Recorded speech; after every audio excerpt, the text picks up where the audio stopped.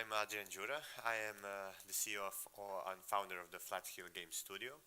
And Flathill Game Studio is a studio that is founded this year to work exclusively on VR games.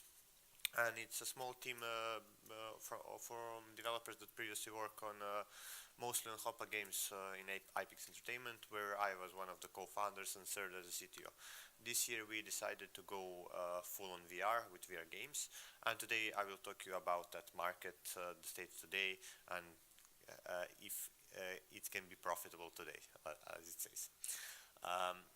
Today's presentation will be from two parts. In the first part we will talk about estimating, actually the guesstimating number of copies you can sell in VR to analyze the market. And after that we will talk about how to be profitable with VR games based on that data that we gathered in the first part. We are calling this guesstimating because we'll analyze some data with some estimates, with predictions, so it is not quite accurate data, but it will help you make some decisions based on that, so it will be pretty close to the real state of the market. First we will analyze number of headsets that are sold, data that we have, official data that we have from Super Data and IDC. You can see here the numbers from when the headset launched in 2006. Almost all major headsets launched in 2006, Oculus Rift, HTC Vive and Sony PSVR. We will be focused on headsets that have 6 degrees of freedom on controllers, so PC based and Sony PlayStation based headset, and not on Gear VR or Daydream or something like that. On the right part you can see the data from the Steam platform, from their survey, where you can see the ratio between HTC Vive and Oculus Rift.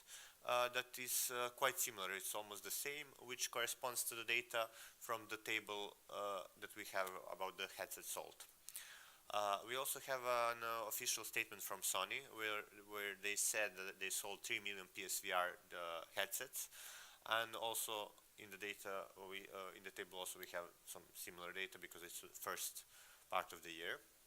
So based on this we can say that we have right now on the market around 1 million Oculus Rift, 1 million HTC Vive and around 3 million PSVR devices that are sold until today, actually today last month.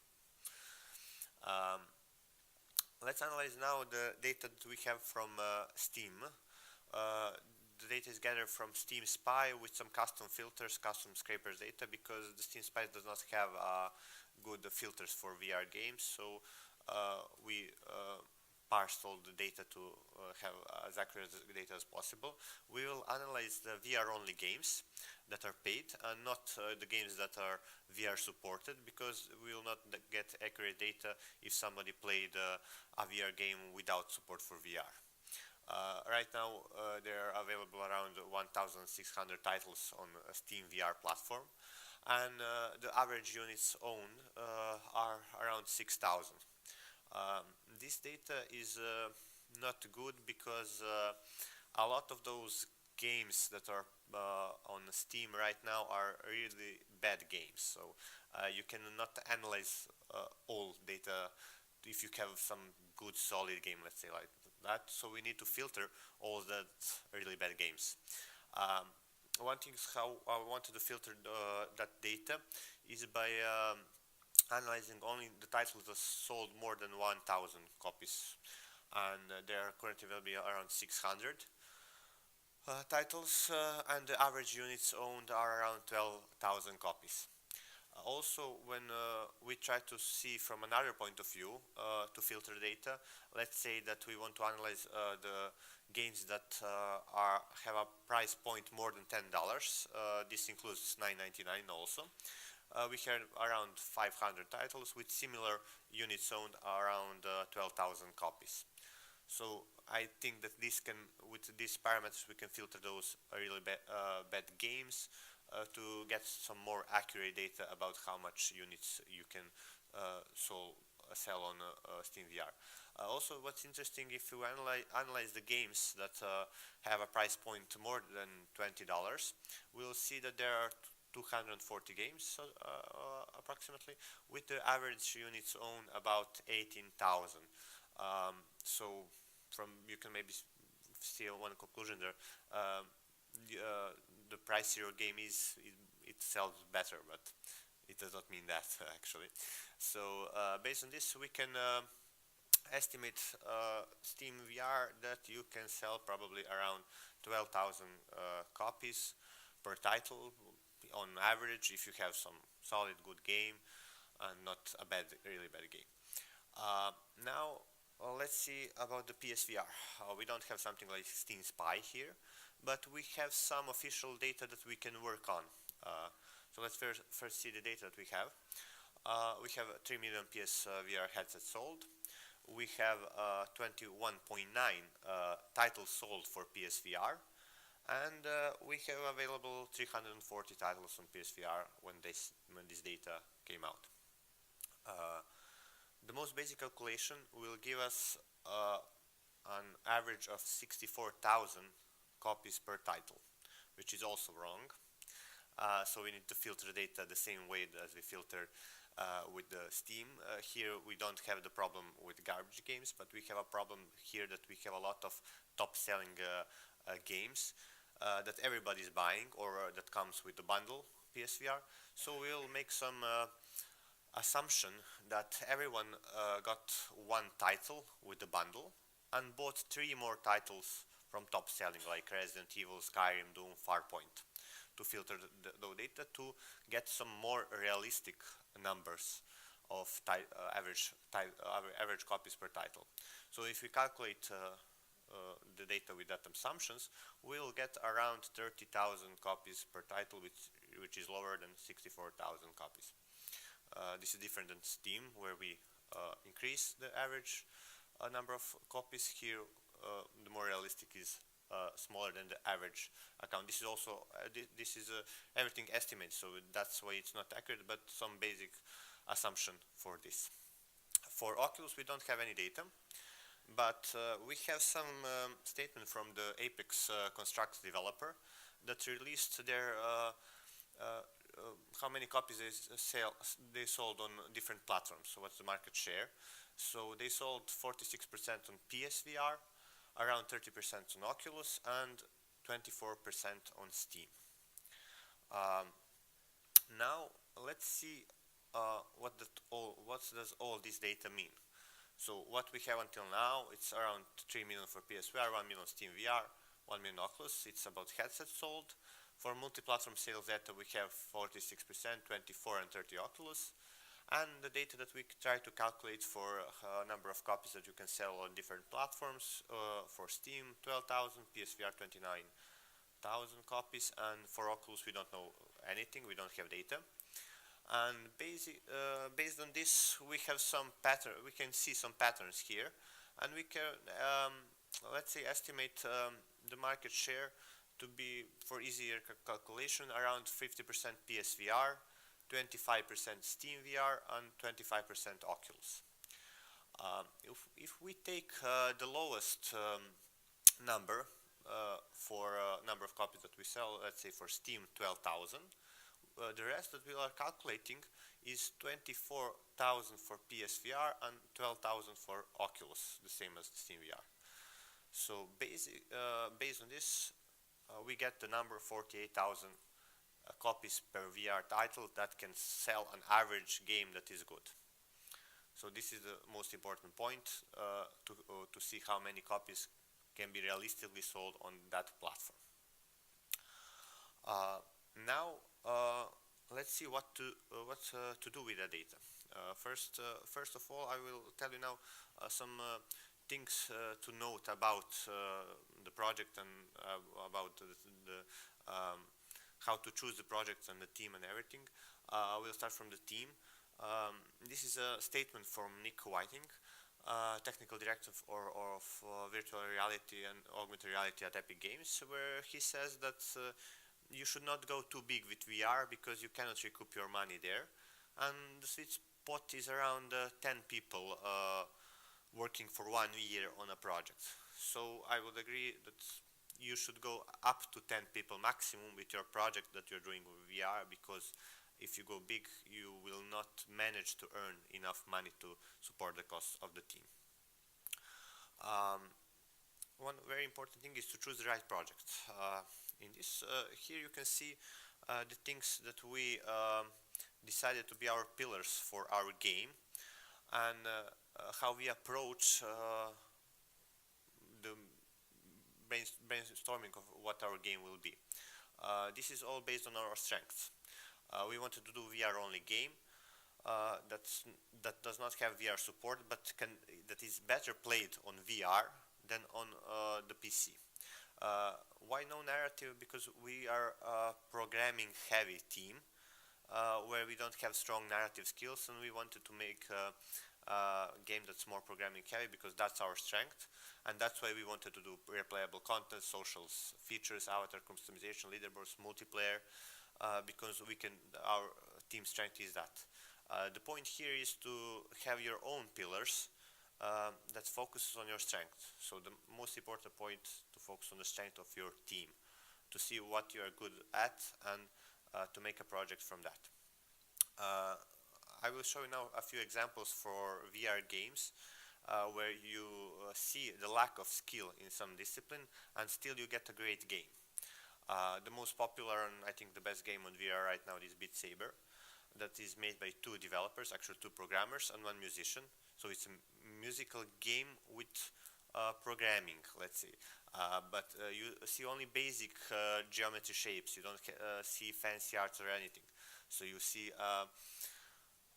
that they didn't have that skill, but they still managed to make a great game. Onward is also one other game that's made by a programmer. It's a multiplayer game. It's a shooter where he focused on the gameplay and the multiplayer features that are harder to do than the rest of the things. And he managed to have a great game with the assets that are bought from the asset store and from other modelers. Hot Dogs, Horseshoes and Hand Grenades. It's a game about VR interactions and everything. And they also managed to have a great game without any story, without anything. So you can see that they focused on the things that they do the best. So that's why the most important thing is to focus on your strengths. Another thing is to cover as many platforms as you can, because that way you can increase the number of sales that you have. So there are different play sizes, also different playing positions. Like you have sitting, standing, 180, 360, and you need to cover a lot of them. This does not mean that you need to sacrifice gameplay elements because of a new platform, but you need to make a smart choices to be able to play as many platforms, to be able to make a game that is playable on most platforms. You don't need to sacrifice the gameplay to be able to port your game on Oculus Go, which has only 3 degrees of freedom. So that's a bad decision for that. A great example of a game that is ported on most platforms is Arizona Sunshine. That is a multiplayer, actually it's not multiplayer, it's a shooting game with zombies where you play in 360. Zombies are coming from all places around, and you are moving all around you on HTC Vive. But you can also play that game in 180 on Oculus with 2 sensors, because you have a feature to rotate the player for 45 degrees, to rotate your view. So you can play in 180 play space.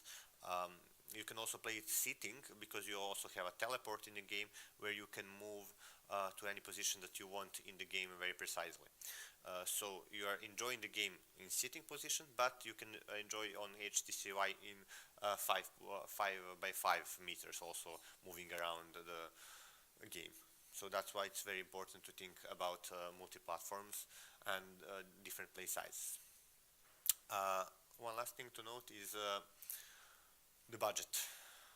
Now you need to set the price for your game and set the minimum number of copies that you need to sell to break even. As you saw, we calculated something, let's say something around 40,000 to 50,000. This is only a guesstimate, so it's not a precise number. but this, by the data that we have, this sells average, a good game will sell average something like this. On if you, of course, target 3 platform, PSVR, Steam VR, and Oculus. And the point is to make your budget even lower than this. This should be your maximum. So you need to have a budget that is lower than this. If you can make a game for 10,000 copies, if you need only 10,000 copies, it will be very good, because that way you minimize your risk if you are not able to sell too many copies. Your location is also very important, because if you are based in the US, if you calculate your budget with, let's say, price points from $20, where on average you will get, after the taxes and everything, you will get around $10. You will get a calculation around $500,000. For that budget in the US, it's very hard to make a game that will be by the quality and by the content on par with other games. But if you're based in Eastern Europe and you have a lower costs, it's a lot easier to make a game that is cheaper, but has the same quality like the others are doing. So the most important thing is to think about the market, how many copies you can sell, because everybody is talking that VR is dead. It's not dead. It's only a small market. It's a niche market where you can earn money and you can break even a lot easier if you are in this part of Europe. But US developers have a very hard time to make a profit right there. So it's a good market right now because it's a niche. Not a lot of people are going, and that is why we decided to go in this market and try to make a project based on this small budget, and that we decided to do.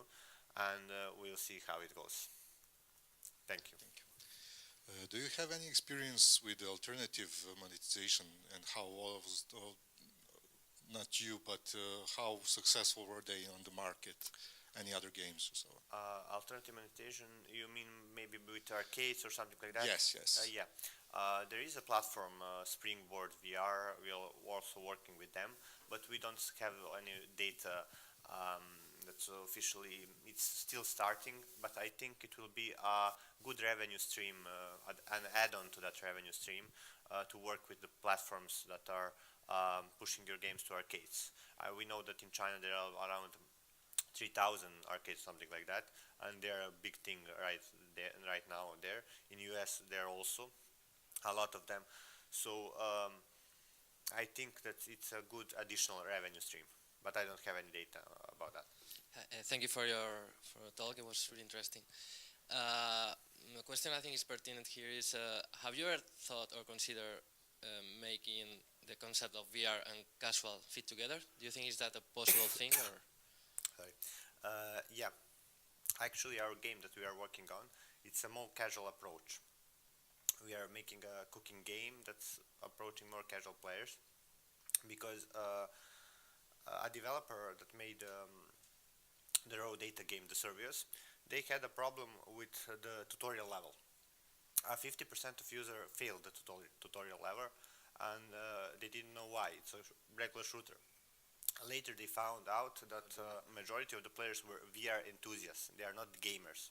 So that's why it's interesting to have a more casual title that will work really well in that, like Job Simulator or Beat Saber. They are all maybe more casual title than hardcore first-person shooters. Okay, thank you. So this data you showed us reflects the situation as it is now, right? Yeah. It's the data from the games that are released in 2016 and also 2018, everything. So maybe you can say that this data is for old games. I went through the data to check if we have only the games that are for 2016, that big number of copies. You have also the games from 2018 to 2017. I think the relation between them is quite good, so it's not old data. Mm-hmm. So and what about the trends? Like, how is the market changing? What might happen in a year? Nobody knows. The market is slowly growing. is growing, it's slowly growing. I will quote Matt Conte from Oculus, who said, "You cannot earn a Ferrari right now in the VR, but you can earn for a Corvette." That's the state of the market. Thanks. How does the development of esports, especially considering VR, is helping the industry? Since I saw in the last year it's been growing, especially because ESL is pushing VR all the time in esports. Yeah. Last week, Oculus live streamed a VR league on their Oculus Connect, and they have a good amount of viewership. So I think it is interesting to for the viewers VR. Beat Saber, the game, has a lot of views on social media and everything, and everybody likes to see how someone is playing. So maybe it will be more successful in esports than it is for the gamers right now. So they're trying to push it forward. So we'll see what will happen right now. Thank you. Okay, in your opinion, personally, what do you think, where is VR heading, or where it currently is genre-wise? So what kind of games are at the top, or which kind do you deem perhaps the best? The best-selling games right now are shooters, but everybody says don't make any more shooter in VR because everybody is doing that. It's the most popular. We are seeing quite different titles like Moss, that is a platformer for PSVR. It's really a great game. There are also Beat Saber. That's, I don't know what genre will that be. So it's a new platform that everybody is experimenting, and there were titles like Job Simulator. That's not really a game. It is a game, but it's about interactions. It's a new medium, so we'll see what genres will be successful there. Nobody knows. It's still everybody's still experimenting right now with the genres. One of the things that everybody agrees are that some narrative games, some immersive games will be a good fit for VR. So maybe that will be some interactional movies or something like that. That will be maybe a thing also. We still don't know until some games make a huge impact and huge success. We are still waiting for the killer app for VR. And do you think, like, for example, the new Tetris in VR, games like those, like revamped old games, but in VR, do you think that they have a spot there? A lot of people have tried that, but without success. We still don't have any success. The most success that was a game that's a platformer that was ported. That's a Moss, and we have Astrobot now also for PSVR. That's really a good game, but something like old games, they are not the best. The best game right now on VR that everybody wants, that a lot of people want to buy VR for that game is Beat Saber. That we didn't have. It's maybe similar to Guitar Hero or something like that, some casual games, but that's the most interesting and the best game, by my opinion, in VR. It's a really unique title, so I don't know. Great, thank you very much. And how do you see the playtime for the players? So it's how you design the games, like for the casual for a few minutes, are they just buying the game for seeing how it goes and then not playing? Are those ghost games? Yeah, when we talk with the guys that are platform holders like Oculus and PlayStation VR and everything, they see the increase in the sessions. 2 years ago when they started, the session was, I think, 5 to 10 minutes. That was the usual session. Now players are playing for 1 hour, almost 1 to 2 hours. You have the increased number of hours, minutes that you are playing the game. So it's increasing with the new content. So everybody agrees that the VR needs the content that has more hours in the content, because all games are quite short right now, and we are basing our games on short sessions, like 5 minutes to 10 minutes, because we think that will be a good fit. But if you have a game that's narrative, that has a story, that's everything, you can easily target 1 hour of gameplay for a session. It's not a problem. It was a problem at the beginning, but right now the user can play for 1 hour without a problem. That's what the data says from the platform holders. Thank you. Thank you very much. Please, a big round of applause. Thank you.